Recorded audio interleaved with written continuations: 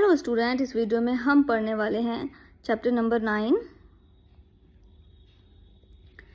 जिसका नेम है पैरालंपिक्स। तो देखिए, चैप्टर 8 तक हम लास्ट वीडियो में कंप्लीट कर चुके हैं। इस वीडियो में हम चैप्टर नंबर 9 को पढ़ेंगे। मेरे पास इंग्लिश की क्लास 6 की बुक है। चलिए शुरू करते हैं बच्चों। तो समझते हैं सबसे पहले पैरालंपिक्स क्या होते हैं। तो पैरालंपिक खेल एक अंतर्राष्ट्रीय यानी इंटरनेशनल खेल प्रतियोगिता है जो विभिन्न प्रकार की दिव्यांगताओं वाले खिलाड़ियों के लिए आयोजित की जाती है। यह प्रतियोगिता सामान्य हर 2 साल में होती है और लगभग तुरंत ओलंपिक खेलों के बाद कराई जाती है, आयोजित की जाती है। पैरालंपिक खेलों के 2 प्रकार हैं, जैसे कि समर और विंटर खेल, यानी कि ग्रीष्मकाल का खेल और शीतकाल का यानी विंटर वाला खेल। पैरालंपिक के बारे में कुछ विस्तार से जानें। तो चलिए पढ़ते हैं आगे। पैरालंपिक दिव्यांगों के लिए खेल। कई लोग जन्म से ही दिव्यांग होते हैं। दिव्यांग मतलब कई बार ऐसा होता है कि उनके अंग जो हैं वो सही नहीं होते हैं। जन्म से ही कुछ ना कुछ उनके अंगों में परेशानी होती है। जबकि कुछ लोग जीवन में दुर्घटनाओं के कारण दिव्यांग हो जाते हैं और कुछ लोग ऐसे होते हैं जिनके एक्सीडेंट हो जाते हैं। कभी किसी का पैर नहीं है, किसी का हाथ नहीं है, तो ऐसे लोगों को दिव्यांग कहा जाता है। तो वो दुर्घटनाओं के कारण भी दिव्यांग हो जाते हैं। तो पैरालंपिक्स ऐसे ही लोगों के लिए खेल प्रतियोगिता है। दिव्यांग होना यह नहीं दर्शाता कि कोई व्यक्ति पूरी तरह दूसरों पर निर्भर हो जाए। यानी कि दिव्यांग होना, अगर आपका कोई पैर नहीं है, हाथ नहीं है, तो इसका मतलब ये नहीं है कि आप दूसरों पर ही डिपेंड हो जाएं। तो दिव्यांग या विशेष रूप से सक्षम लोग सामान्यतः दृढ़ इच्छा शक्ति रखते हैं जो उन्हें जीवन में आगे बढ़ने की प्रेरणा देती है। वे खेलों सहित विभिन्न क्षेत्रों में उत्कृष्ट प्रदर्शन करते हैं। वास्तव में पैरालंपिक्स भी उसी विचारधारा पर आधारित खेल है और ऐसे लोगों के लिए आयोजित किए जाते हैं। पैरालंपिक खेल ओलंपिक खेलों के साथ ही उसी देश में आयोजित होते हैं। इन खेलों में भाग लेने वाले खिलाड़ियों को पैरालंपियन कहा जाता है। विशेष ओलंपिक की उत्पत्ति, यानी कि पैरालंपिक की शुरुआत वर्ष 1948 में हुई, जहां डॉक्टर लुडविग गुटमैन ने अपने दिव्यांग रोगियों के लिए एक खेल प्रतियोगिता आयोजित की। उनका उद्देश्य खेलों के माध्यम से अपने रोगियों में शारीरिक शक्ति और आत्मसम्मान का विकास करना था। उनका विश्वास था कि वह किसी व्यक्ति की शक्ति केवल शारीरिक क्षमता से नहीं बल्कि उसकी इच्छा शक्ति से भी आती है। उन्हें आशा थी कि इस प्रकार दिव्यांग लोग समाज में अपना उचित स्थान प्राप्त कर सकेंगे। इसी कारण उन्हें पैरालंपिक्स का स्थान माना जाता है। वर्ष 1960 में पहली बार रोम में आयोजित पैरालंपिक खेलों में 23 देशों में भाग लिया। समय के साथ अधिक देश इसमें शामिल होते गए और प्रतिभागी देशों की संख्या तेजी से बढ़ती गई। अब देखिए, वर्तमान समय में पैरालंपिक्स यानी कि अब के समय में करंट समय में पैरालंपिक्स के बारे में 2016 में रियो पैरालंपिक्स तक भाग लेने वाले देशों की संख्या बढ़कर 160 हो गई थी। दिव्यांग लोगों के प्रति समाज की सोच में भी बड़ा परिवर्तन आया है। अब लोगों का ध्यान दिव्यांग पर नहीं बल्कि उसकी खेल क्षमता पर केंद्रित होने लगा है। चाहे किसी खिलाड़ी का पैर, हाथ या आंख ना हो या उसे व्हीलचेयर की आवश्यकता हो, फिर भी वह अन्य खिलाड़ियों की तरह प्रतियोगिता में भाग लेते हैं। जैसे साइकिलिंग, तैराकी, वॉलीबॉल, भाला फेंक, गोला फेंक, डिस्कस थ्रो, स्कीइंग जैसे खेल भी पैरालंपिक्स का हिस्सा हैं।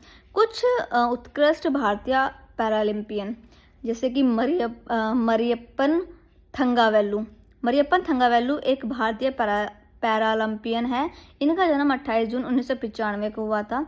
5 वर्ष की आयु में एक शराबी बस चालक द्वारा कुचले जाने के कारण उनके दाहिने पैर में स्थायी विकलांगता आ गई। बस ने उनके घुटनों के नीचे वाले हिस्से को कुचल दिया, जिससे उनका पैर अविकसित रह गया। इसके बावजूद उन्होंने अपनी पढ़ाई जारी रखी। उन्होंने कभी यह अपेक्षा नहीं की कि वह अन्य क्षेत्र उनसे विशेष व्यवहार करें या उनकी देखभाल करें। वे ऊंची कूद यानी हाई जंप में भाग लेते हैं। 2016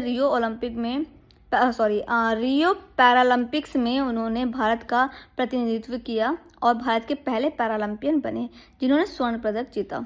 वर्ष 2017 में उन्हें खेलों के उत्कृष्ट प्रदर्शन के लिए पद्मश्री पुरस्कार तथा अर्जुन पुरस्कार से सम्मानित किया गया। अब देखिए, दीपा मलिक एक अन्य प्रसिद्ध भारतीय पैरालंपियन दीपा मलिक हैं। उन्होंने 38 वर्ष की आयु में अपना खेल करियर शुरू किया।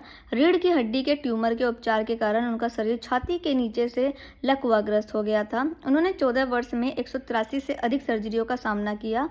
ऐसे व्यक्तियों से खेलों में आने की अपेक्षा करना कठिन था, लेकिन उन्होंने यह कर दिखाया। वह पैरालंपिक्स में पदक जीतने वाली पहली भारतीय महिला हैं। उन्होंने गोला फेंक 4 4.61 मीटर की सर्वश्रेष्ठ प्रदर्शन के साथ रजत पदक जीता।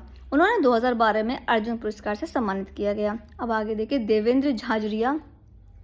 भारतीय पैरालंपिक उपलब्धियों की चर्चा देवेंद्र झांझरिया के बिना अधूरी है। वे राजस्थान के चूरू जिले के निवासी हैं। 8 वर्ष की आयु में पेड़ पर चढ़ते समय उनका हाथ बिजली के जीवित तार से छू गया था, यानी कि वहाँ पर जो है लाइट के नंगे तार थे।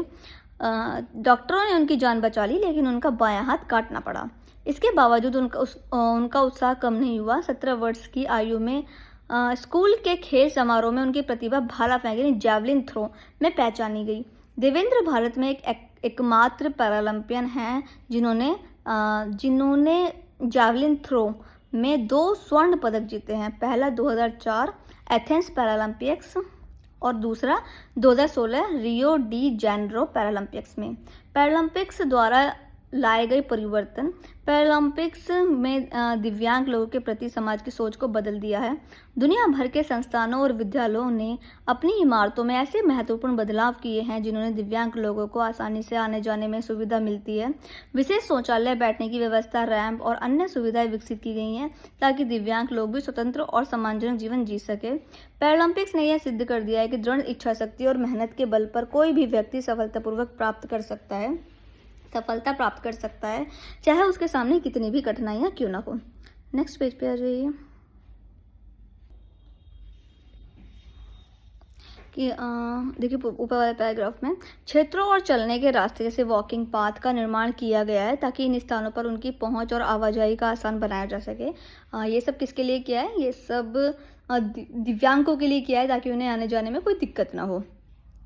पैरालंपिक जीवन के हर क्षेत्र से आने वाली लोगों के लिए एक प्रेरणा और प्रोत्साहन रहा है, और केवल उन लोगों के लिए ही नहीं जो शारीरिक रूप से अक्षम हैं। ये खेल इस बात की याद दिलाते हैं कि हर इंसान महान काम करने में सक्षम है और वह खुद को मूल्यवान और सम्मानित महसूस कराने का हकदार है। तो यहाँ पर हो गया है बच्चों ये चैप्टर पूरा, और इसके बाद देखिए अब हम करने वाले हैं इसका बुक वर्क। आई होप आपको पैरालंपिक्स के बारे में काफ़ी कुछ पता चल गया होगा कि जो ओलंपिक्स गेम्स होते हैं वो तो होते हैं जो बिल्कुल हाथ पैर से बिल्कुल सही होते हैं, और लेकिन जो ये पैरालंपिक गेम्स जो होते हैं ये उनके लिए होते हैं जिनके या तो हाथ खराब है या पैर खराब है या आँख नहीं है, मतलब कुछ ना कुछ जो है उनका बॉडी पार्ट्स का डिफेक्ट रहता है, लेकिन फिर भी वो खेल खेलते हैं और एक सम्मानित जीवन जो है जीते हैं और बड़े बड़े खेलों में भाग लेते हैं, और उन्हें उसके लिए जो है अवार्ड्स भी मिलते हैं, उन्हें स्वर्ण पदक भी मिले हुए हैं। जैसे कि अभी हमने 3-4 लोगों के जो नाम हमने अभी भी पढ़े हैं, कितने उन्होंने जो है कई सारे पदक भी जीते हैं, अवार्ड्स भी जीते हैं। तो ऐसा नहीं है कि किसी का अगर बॉडी पार्ट्स ख़राब है तो वो आगे नहीं जा सकता। अगर उसकी इच्छा शक्ति है, बेशक उसका शारीरिक बॉडी पार्ट्स ठीक नहीं है, अगर उसकी बॉडी ठीक नहीं है, लेकिन फिर भी अगर उसके अंदर एक दृढ़ विश्वास और इच्छा शक्ति है तो फिर भी वो आगे जा सकता है। तो इसी के साथ में हमारा ये चैप्टर पूरा हो गया। इसके बाद अब हम करेंगे इसका बुक वर्क, जो सबसे पहले दिए हुए हैं टिक द करेक्ट ऑप्शन, सही ऑप्शन पर टिक करना है, और उसके बाद है यहाँ पर क्वेश्चंस के आंसर मैंने नोट कर दिए हैं। इसके बाद नेक्स्ट पेज पर कुछ बुक वर्क दिया हुआ है, ये भी आप फिल कर लीजिए, और क्वेश्चन आंसर भी मैंने अलग पेज पर नोट कर दिया, आप नोट कर लीजिएगा। इसके साथ में अगला भी बुक वर्क जितने भी है मैंने सारा फिल कर दिया है, फिल कर लीजिएगा। इसी के साथ में हमारा ये चैप्टर पूरा हो गया है। आने वाली नेक्स्ट वीडियो में हम अगले नेक्स्ट चैप्टर को पढ़ेंगे।